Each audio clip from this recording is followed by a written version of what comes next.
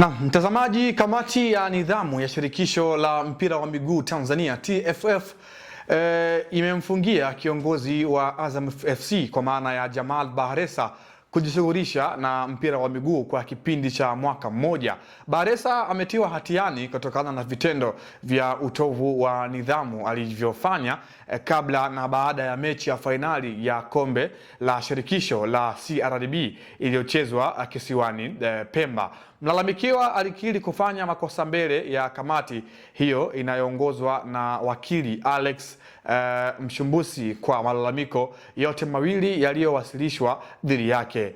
Aliomba radhi kwa TFF kwa makosa aliyofanya na kuahidi kutorudia tena. Kamati ilimtia hatiani kwa kuzingatia ibara ya 11F ya kanuni za nidhamu za TFF toleo la mwaka 2021. Imetolewa na Clifford Marion Ndimbo, afisa habari wa mawasiliano TFF, Agosti 22 mwaka huu 2026. Hiyo ndio taarifa ambayo inasomeka hivyo, mtazamaji wa Anuari TV, kuhusu kiongozi wa Azam Football Club kwa maana ya Jamal Bakhresa, ambaye kama nakumbuka vizuri, baada ya mechi ya Azam FC na klabu ya Simba kutamatika mchezo wa fainali kwenye kombe la shirikisho la TFF, aliweza kuzungumza masuala kadha wa kadha ambayo yalizua taharuki kwa soka la Tanzania. Nikimnukuu, alishawahi kuzungumza kwamba anatamani pia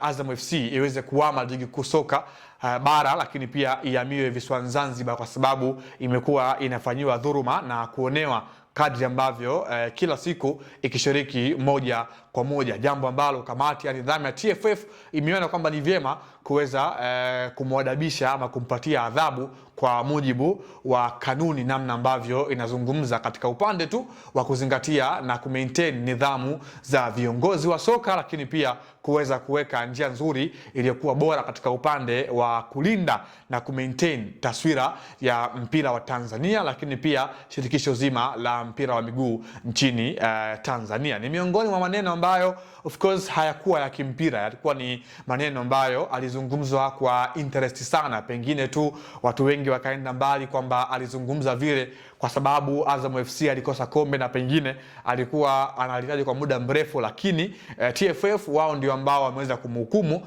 na kuweza kumfungia kwa mwaka mmoja kutoweza kujihusisha na masuala ya mpira wa miguu mpaka pale ambako adhabu yake itakapotamatika moja kwa moja. Jamal Bakhresa ni miongoni mwa wamiliki wa kikosi cha Azam Football Club, miongoni mwa timu ambayo imekuwa ina ubora mkubwa, yenye ushindani mkubwa, lakini pia iliyofanya mageuzi makubwa ya soka katika ardhi ya Tanzania kwa siku za hivi karibuni, timu ambayo pia imeshawahi kuwa bingwa wa ligi kuu soka Tanzania bara msimu wa mwaka 2013 2014, ikitoa ubingwa chini ya kocha Joseph Amog, miaka hiyo ambayo ilikuwa imesheheni baadhi ya nyota ambao walikuwa wana ubora mkubwa. Kwa hiyo TFF hatimaye wameamua kwamba kuthibitisha kwamba huruma sio malezi, na wameendelea kutoa nyundo kwa wale ambao kamati ya nidhamu imeweza kujiridhisha na kuona kwamba wanastahili kupewa adhabu ambayo inaendana